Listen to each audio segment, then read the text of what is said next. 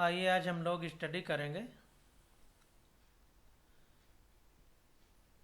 ये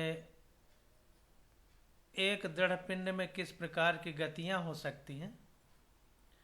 तो हमने अभी स्थानांतरण यानी ट्रांसलेशनल मोशन के बारे में पढ़ा है और रोटेशनल मोशन के बारे में पढ़ा। तो दो प्रकार के जो मोशन है, ट्रांसलेशनल यानी शुद्ध स्थानांतरण गति, तो उसमें हमने पढ़ा है कि स्ट्रेट लाइन में कोई पिंड है या कोई बॉडी वो चलती है तो सारे पिंड एक ही सारे पॉइंट जो लिए गए हैं यानी उस पार्टिकल में जितने भी पॉइंट होंगे सारे सेम वेलोसिटी से चलते हैं। इसके बाद और स्थान भी बदलता है, जबकि ये जो घूर्णन रोटेशनल मोशन है जिसको घूर्णी गति कहा जाता है, रोटेशनल मोशन, उसमें क्या होता है कि ये एक्सिस होती है, इस एक्सिस के सापेक्ष कोई पिंड घूर्णन करता है या रोटेशन करता है। ये चीज़ हमने पढ़ा है। अब देखें आगे पढ़ते हैं तो देखें यहाँ पर लिखा है कि एक स्थिर अक्ष के परितः घूर्णन। तो एक एक्सिस है, उसके चारों ओर ये रोटेशन हो रहा है, एक्सिस फिक्स है। और रोटेशन की जो एक्सिस है वो उस पिंड यानी बॉडी के अंदर ही है, बाहर नहीं है। अब आगे देखिए हम लोग पढ़ते हैं और समझने का प्रयास करते हैं। तो यहाँ पर देखिए कह रहा है कि आइए अब हम यह समझने की चेष्टा करें कि घूर्णन क्या है और इसके क्या अभिप्राय है। यानी कहने का मतलब ये है कि हमें ये समझना है कि आखिर रोटेशन क्या है। You may notice that in rotation of a rigid body about a fixed axis. तो घूर्णन क्या है इसके बारे में हम अब आगे पढ़ेंगे। तो यहाँ पर देखिए कह रहा है कि आइए अब हम समझने की चेष्टा करेंगे कि घूर्णन क्या है और इसके क्या अभिलक्षण है, यानी इसके क्या कैरेक्टर है। तो कह रहा है आप देख सकते हैं कि एक दृढ़ पिंड यानी रिजिड बॉडी के एक स्थिर अक्ष यानी फिक्स एक्सिस के परितः घूर्णन में पिंड का हर कण एक वृत्त में घूमता है।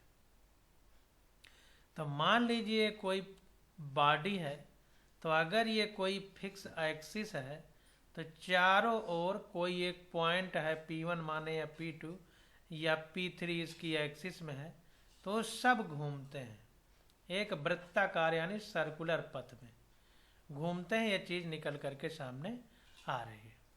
करा यह वृत्त अक्ष के लंबवत तल में है और इनका केंद्र अक्ष पर अवस्थित है। तो ध्यान दीजिए कि जितने भी पार्टिकल हैं ये घूम रहे हैं।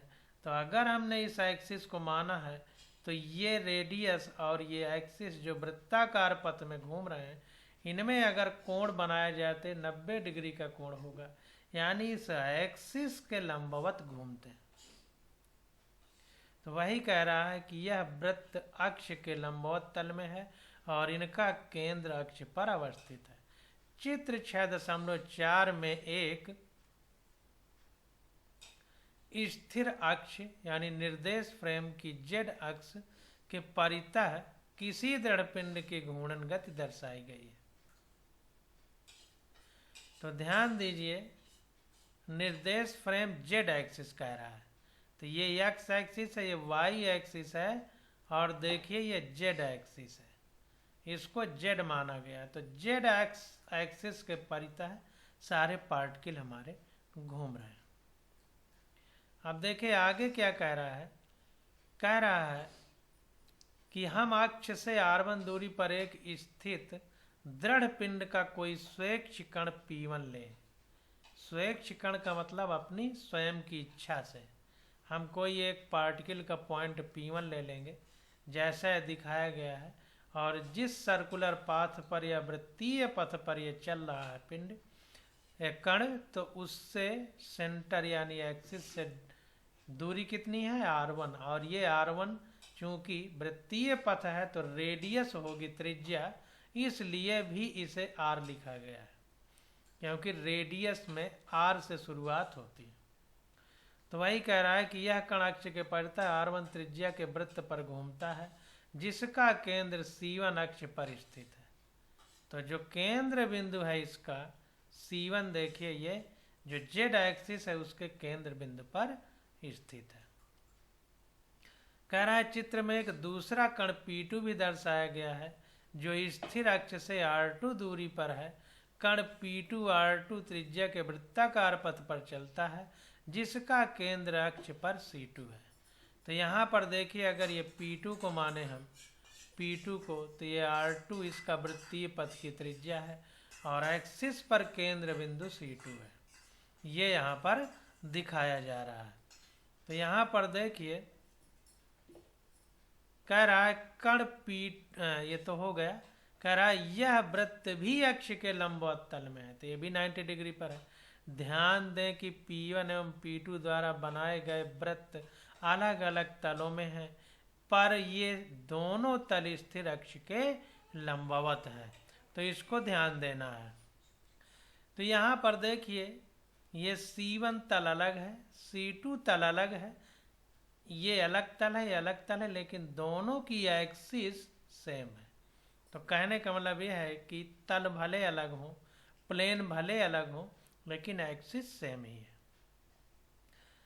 तो यहाँ पर देखिए कह रहा है कि अक्ष पर स्थित किसी बिंदु जैसे P3 के लिए r बराबर 0। तो यहाँ पर देखिए चूंकि ये P3 हमारा एक्सिस पर ही स्थित है, तो इसके लिए r नहीं हो सकती, रेडियस नहीं हो सकता वृत्तीय पथ का, तो r यहाँ पर 0 है। तो वही कह रहा है कि r बराबर 0 है। ये कण पिंड के घूमते समय भी स्थित रहते हैं। तो जब पिंड घूमता है तब भी ये कण पिंड के घूमते समय भी स्थित रहते हैं। यह अपेक्षिक भी हैं क्योंकि घूर्णन अक्ष स्थिर है। तो ये अपेक्षिक भी हैं क्योंकि यह घूर्णन अक्ष हमारी स्थिर है, यानी रिलेटिवली है। तथापि घूर्णन के कुछ उदाहरणों में अक्ष स्थिर नहीं भी रहती। इस प्रकार के घूर्णन के मुख्य उदाहरणों में एक है एक ही स्थान पर घूमता लट्टू, जैसा चित्र 6.5a में दर्शाया गया। तो ये कह रहा है कि ऐसे भी उदाहरण देखने को मिल सकते हैं कि जिसमें घूर्णन अक्ष स्थिर नहीं रहती। और ये भी ध्यान देना है, यहाँ पर देखिए जो स्थित लिखा है, स्थित नहीं स्थिर होना चाहिए। ये कण पिंड के घूमते समय भी स्थिर रहते हैं, मतलब अपने ही स्थान पर रहते हैं, केवल अक्ष में घूमते हैं, बाकी उनकी स्थिति सेम रहती है। जबकि लट्टू में क्या होता है कि जैसे लट्टू है ये घूम रहा है, तो देखिए घूम तो इसी अक्ष पे रहा है, लेकिन कभी ऐसे रहता है, कभी ऐसे हो जाता है, कभी टेढ़ा रहता है, कभी सीधा हो जाता है। तो वही बात कह रहा है कि जो लट्टू है, लट्टू की गति के संबंध में हमने यह मान लिया है कि यह एक स्थान से दूसरे स्थान पर स्थानांतरित नहीं होता है और इसलिए इसमें स्थानांतरण गति नहीं होती है। तो लट्टू अपने एक स्थान से दूसरे स्थान पर चला जाता है, लेकिन हम यहाँ पर ये बात को मानेंगे कि लट्टू घूमते समय अपने ही स्थान पर रहता है, यानी उसमें स्थानांतरण या ट्रांसलेशनल मोशन की चर्चा नहीं करेंगे। जबकि हो भी सकती है अगर वो अपने स्थान से दूसरे स्थान पर हट जाए, क्योंकि उसकी जो एक्सिस है वो फिक्स कहीं पर खूंटे जैसे नहीं रहती है, इसलिए। तो वही कह रहा है कि अपने अनुभव के आधार पर हम यह जानते हैं कि इस प्रकार घूमते लट्टू की अक्ष भूमि पर इसके संपर्क बिंदु से गुजरते अभिलंब के परितः एक शंकु बनाती है, जैसा कि चित्र 6.5a में दर्शाया गया। तो चूंकि लट्टू का आकार ही ऐसा होता है इस प्रकार से, तो ये कोन यानी शंकु बनाती है, कोन जिसको अंग्रेजी में कहते हैं, नीचे संकरा ऊपर चौड़ा। तो इस प्रकार से कोन बनते हैं। देखिए ये पॉइंट अगर देखा जाए तो यहाँ छोटा है, ऊपर आने पर ये बड़ा होता जा रहा है चौड़ाई, तो इसलिए एक शंकु या कोन बनाते हैं। कह रहा है ऊर्ध्वाधरता के परितः लट्टू की अक्ष का इस प्रकार घूमना पूरा सरण कहलाता है। तो ऊर्ध्वाधर के परितः लट्टू की अक्ष का इस प्रकार घूमना, तो ये जो परपेंडिकुलर एक्सिस है, इस परपेंडिकुलर एक्सिस पर कह रहा है ऊर्ध्वाधर के परितः, यानी जितने भी पॉइंट हैं ये उसी एक्सिस के परितः, जैसे यहाँ घूमते थे वैसे यहाँ भी घूमेंगे। तो वही कह रहा है कि ऊर्ध्वाधर के परितः लट्टू की अक्ष का इस प्रकार घूमना पूरा सरण कहलाता है। तो देखिए पूरे सरण को यहाँ पर प्रिसीजन कहा गया है, अंग्रेजी में प्रिसीजन कहते हैं, जिसे हिंदी में पूरे सरण कहा गया है। तो पूरे सरण को हम लोग प्रिसीजन कहते हैं। तो ऊर्ध्वाधर के परितः लट्टू की अक्ष का इस प्रकार घूमना प्रिसीजन या पूरा सरण कहलाता है। तो इसको आप लोग अंडरलाइन कर सकते हैं कि इसको प्रिसीजन या पूरा सरण कहते हैं। यहां से अंडरलाइन करना इस प्रकार से। अब देखिए आगे कह रहा है कि ध्यान दें कि लट्टू का वह बिंदु जहां पर धरातल को छूता है स्थिर है। तो ध्यान देना है कि जहां पर देखिए पॉइंट है वहां पर ये स्थिर है। अभी ये खुद ही कह रहा है कि हम स्थिर मानेंगे इस बिंदु को, यानी जहां पर एक्सिस ऑफ रोटेशन है तो लट्टू इधर उधर भाग नहीं रहा है। तो वही कह रहा है कि जहां पर पृथ्वी से टच में है वो बिंदु स्थिर है। किसी भी क्षण लट्टू की घूर्णन अक्ष इसके संपर्क बिंदु से गुजरती है। तो जो घूर्णन अक्ष है वो इसी पॉइंट से गुजरती है। अगर लट्टू ऐसे रहेगा तो इस प्रकार से, ऐसे रहेगा तो इस प्रकार से। लट्टू को अंग्रेजी में हम लोग टॉप बोलते हैं। कह रहा है ध्यान दें, हाँ, इस प्रकार की घूर्णन गति का दूसरा सरल उदाहरण घूमने वाला मेज का पंखा या पीठ का पंखा होता है। तो जो मेज पर पंखा रखा जाता है जिसको टेबल फैन कहते हैं, वो भी एक उदाहरण है। आपने देखा होगा कि इस प्रकार के पंखे की अक्ष क्षैतिज तल में दोलन गति इधर से उधर घूमने की करती है और यह गति ऊर्ध्वाधर रेखा के परितः होती है, जो उस बिंदु से गुजरती है जिस पर अक्ष की धुरी टिकी होती है। तो ध्यान दीजिए कि जो हमारा टेबल फैन है, जब उसको हम इधर उधर घूमने के लिए मजबूर करते हैं तो मेज पर पंखा उसी जगह रखा रहता है, केवल पंखा इधर उधर घूमता है, यानी एक्सिस ऑफ रोटेशन फिक्स रहती है। ये कहने का मतलब है। अब देखें यहाँ पर कह रहा है चित्र 6.5 भी देख सकते हैं। तो यहाँ पर देखिए जो पंखा है ये बिंदु O है, ये दोलन अक्ष है, इसी के परितः इधर उधर घूमता है। तो पंखुड़ियों का घूर्णन अक्ष ये हो जाएगा, पंखुड़ी इस तरह घूम रहे हैं तो एक्सिस ऑफ रोटेशन ये हो जाएगा। और पंखा चूंकि इधर इधर घूम रहा है, दोलन कर रहा है, दोलन का मतलब होता है कि उसी एक ही बिंदु में दोबारा फिर लौटेगा। दोलन मतलब 2 बार आना है उसी रास्ते पर, एक बार इधर आएगा तो एक बार इधर, यानी उसी चक्र को दोबारा दोहराएगा, तो उसे दोलन कहते हैं। और दोलन वाली एक्सिस ये हमारी ये वाली एक्सिस है, दोलन एक्सिस, पीरियाडिक मोशन वाली एक्सिस। तो इस प्रकार से हमारी 2 एक्सिस हो जाएंगी, एक ये पंखुड़ी की axis of rotation from blades और ये एक्सिस ऑफ ऑसिलेशन ये हो जाएगा दोलन एक्सिस या एक्सिस ऑफ ऑसिलेशन।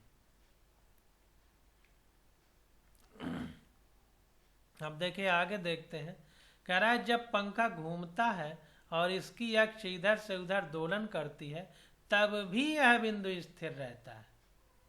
तो ध्यान दीजिए कि जब पंखा घूमता है और इसकी अक्ष इधर से उधर दोलन करती है तब भी यह बिंदु स्थिर रहता है, यानी ये पॉइंट फिक्स रहता है हमारा इधर से उधर। और यहाँ पर देखिए ये पॉइंट भी फिक्स है, तो वही कह रहा है कि वो पॉइंट स्थिर रहता है। घूर्णन गति के अधिक सार्विक मामलों में जैसे कि लट्टू या टॉप या पीठिका पंखे यानी टेबल फैन के घूमने में दृढ़ पिंड का एक बिंदु स्थिर रहता है, ना कि एक रेखा। ध्यान दीजिए, वेरी वेरी मोस्ट इम्पॉर्टेंट, एक घूर्णन गति के समय एक पॉइंट स्थिर रहता है, ना कि एक रेखा यानी लाइन नहीं फिक्स रहती है, चीज ध्यान देना है।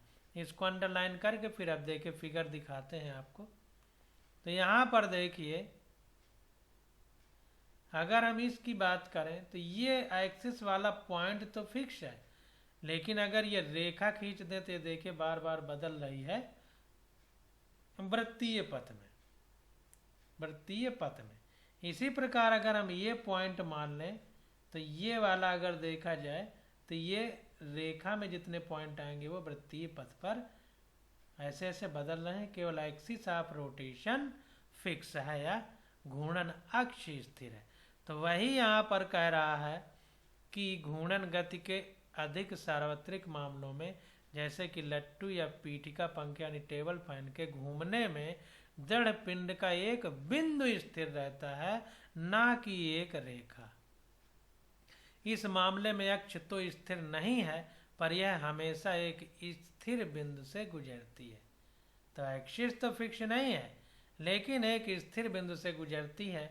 जैसे ये एक्सिस मान लिया जाए तो इसी वृत्तीय पथ पर ये यहीं से बार बार ऐसे ऐसे गुजरेगी, तो ये जिस रास्ते से गुजर रही है वो बिंदु हमारे स्थिर रहेंगे, ये कहने का मतलब है। कह रहा है तथापि अपने अध्ययन में अधिकांश हम ऐसी सरल एवं विशिष्ट घूर्णन गतियों तक सीमित रहेंगे जिसमें एक रेखा यानी अक्ष स्थिर रहती है।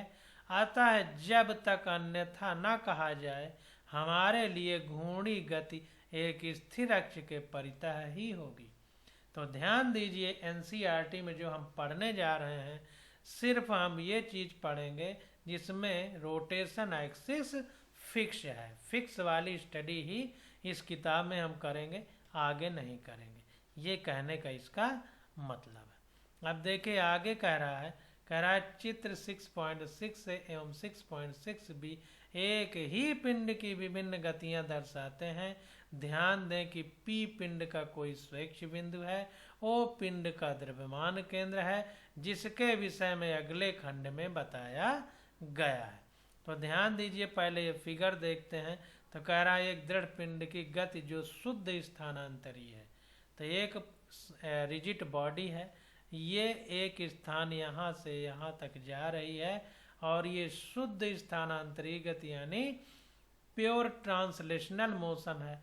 यानी कहने का मतलब है कि ये जैसे है वैसी ही स्थिति में यहाँ से यहाँ तक आ गया है, कोई घूमा या इधर उधर हिला डुला नहीं है, ये कहने का मतलब। और यहाँ पर नीचे देखिए क्या कह रहा है कि दृढ़ पिंड की ऐसी गति जो स्थानांतरीय और घूर्णी गतियों का संयोजन है। तो यहाँ पर देखिए ऐसी स्थिति में यहाँ भी है, ऐसी स्थिति में यहाँ भी है, ऐसी स्थिति में यहाँ भी है। केवल ये P पॉइंट का ये देखिए अपना जो बिंदु है उसकी डायरेक्शन बदलती जा रही है वेग के हिसाब से। यहाँ पर देखिए ऊपर की ओर है तो ऐसे ऊपर जाएगी, यहाँ पर समांतर है तो यहाँ पर देखिए सीधा ऐसे होगी। फिर देखिए ढलान होकर नीचे जा रही तो ये दोनों पॉइंट नीचे की ओर दिखाए गए। जबकि यहाँ पर देखिए रोटेशनल मोशन और ट्रांसलेशनल मोशन दोनों हैं, यानी वस्तु आगे भी बढ़ रही है और अपनी अक्ष पर घूम भी रही है। तो इसलिए स्थानांतरण गति और घूर्णी गति दोनों हैं। यहाँ पर देखिए इस तरह, फिर ये इसकी स्थिति बदल दिया। यहाँ पर देखिए सीधा है, यहाँ पर टेढ़ा हो रहा है, यहाँ पर सीधा, यहाँ पर इससे और ज़्यादा टेढ़ा हो गया।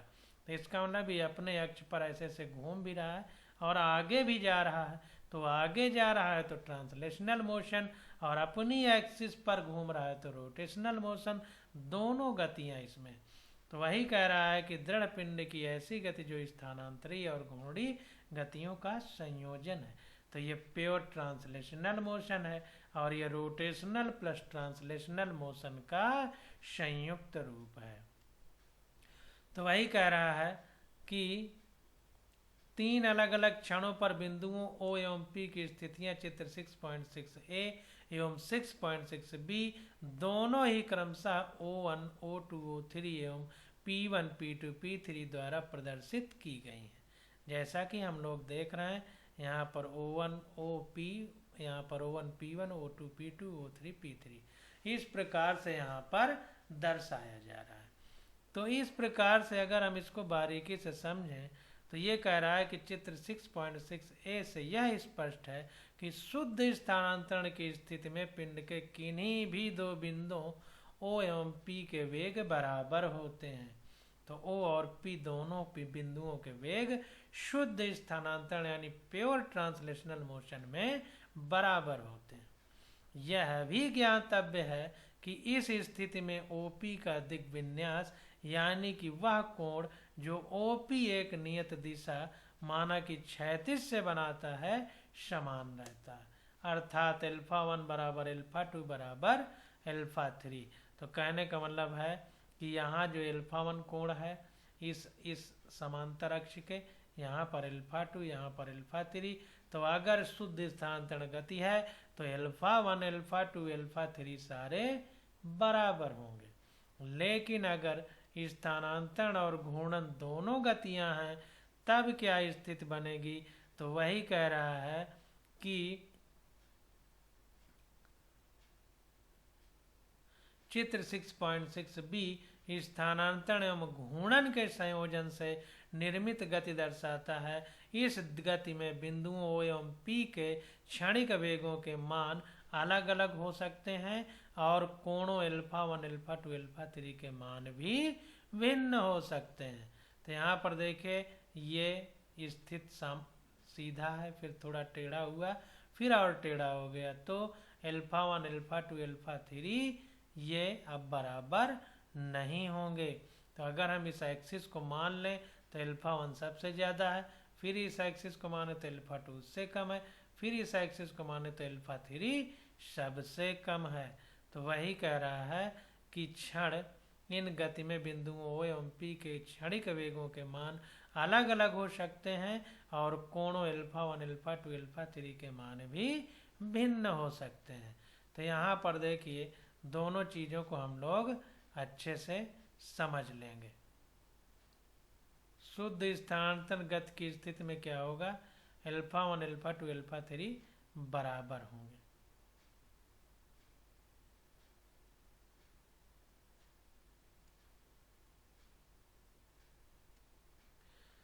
यहाँ पर देखिए स्थानांतरण एवं घूर्णन गति के संयोजन से निर्मित गति दर्शाता है।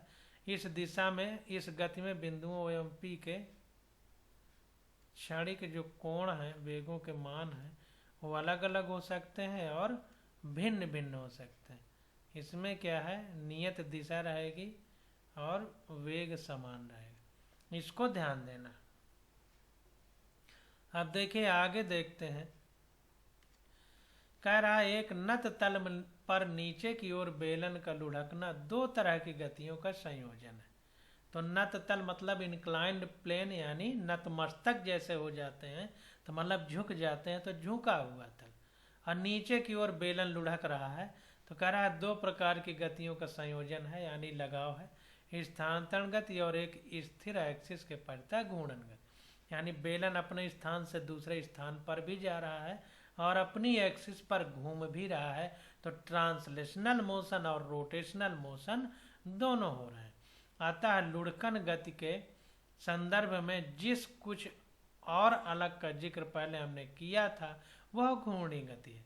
तो लुढ़कन गति यानी रोलिंग मोशन जो है उसमें ट्रांसलेशनल मोशन और प्लस रोटेशनल मोशन दोनों आ जाते हैं।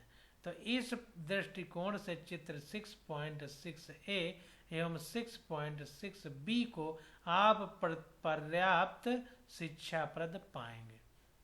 और कहने का मतलब ये है कि इसमें ट्रांसलेशनल है, इसमें ट्रांसलेशनल और रोटेशनल दोनों है, यानी लुढ़कन गति या रोलिंग मोशन कह सकते हैं अगर किसी प्लेन पर होगा तो यहाँ पर देखिए कह रहा है कि इन दोनों चित्रों में एक ही गति की पिंड की गति समान स्थानांतरीय गमन पथ के अनुदिश दर्शाई गई है। चित्र 6.6a में दर्शाई गई गति शुद्ध स्थानांतरीय है। तो जो ये वाला है इसमें प्योर ट्रांसलेशनल मोशन है, जबकि चित्र 6.6 बी में दर्शाई गई गति स्थानांतरण एवं घूर्णन दोनों प्रकार की गतियों का संयोजन है, यानी ट्रांसलेशनल और रोटेशनल दोनों मोशन है। आप स्वयं भारी पुस्तक जैसा एक दृढ़ पिंड फेंक कर दर्शाई गई दोनों प्रकार की गतियां उत्पन्न करने की कोशिश कर सकते हैं। तो कहने का मतलब ये है कि हम खुद ही किसी पिंड को फेंक करके इन दोनों गतियों के बारे में अपना स्पष्ट देख सकते हैं, उछाल करके उनको। अब देखिए आगे क्या कह रहा है। कह रहा है आइए अब हम प्रस्तुत खंड में वर्णित महत्वपूर्ण तथ्यों का सार फिर से आपको बताएं। अब जितना पढ़ लिए उसका अब एक समरी यानी सारांश बता दे रहा है। कह रहा है एक ऐसा दृढ़पिंड जो ना तो किसी चूल पर टिका हो और ना ही किसी रूप से स्थिर हो, दो प्रकार की गतियां कर सकता है, या तो शुद्ध स्थानांतरण या स्थानांतरण एवं घूर्णन गति का संयोजन। तो अभी तक जितना पढ़ा, अंडरलाइन किया, उसका सार निकल करके ये आ रहा है कि कोई पिंड अगर अपनी एक्सिस पर स्थिर है या स्थिर नहीं है तो दो प्रकार की गतियां हो सकती हैं, एक तो ट्रांसलेशनल और दूसरी ट्रांसलेशनल और रोटेशनल दोनों, यानी दो प्रकार की गतियां हो सकती हैं, ट्रांसलेशनल और रोटेशनल, यानी स्थानांतरण गति और घूर्णन गति। एक ऐसे दृढ़पिंड की गति जो या तो चूल पर टिका हो या किसी न किसी रूप में स्थिर हो, घूर्णी गति होती है।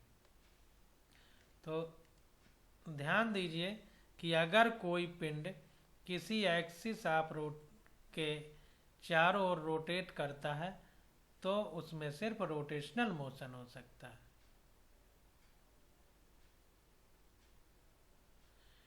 तो चूल का मतलब समवे, मतलब किसी चीज पर वो टिका हुआ है, तो उसको हिंदी में चूल कह रहा है। तो वही कह रहा है कि एक ऐसे दृढ़पिंड की गति जो या तो चूल पर टिका हो, यानी किसी समवे कोई किसी चीज पे रखा हो, पर टिका हो, या किसी न किसी रूप में स्थिर हो, घूर्णी गति करता है, यानी रोटेशनल मोशन करता है। घूर्णन किसी ऐसी अक्ष के पड़ता हो सकता है जो स्थिर हो, जैसे छत के पंखे, या फिर एक ऐसी अक्ष के पड़ता है जो स्वयं घूमती हो, जैसे इधर से उधर घूमते मेज के पंखे में। तो इस अध्याय में हम एक स्थिर अक्ष के पड़ता होने वाली घूर्णन गति का ही अध्ययन करेंगे। तो किसी एक्सिस के सापेक्ष रोटेशनल मोशन की ही हम स्टडी करेंगे, और इससे ज़्यादा इस पुस्तक में हम लोग कुछ भी नहीं पढ़ेंगे।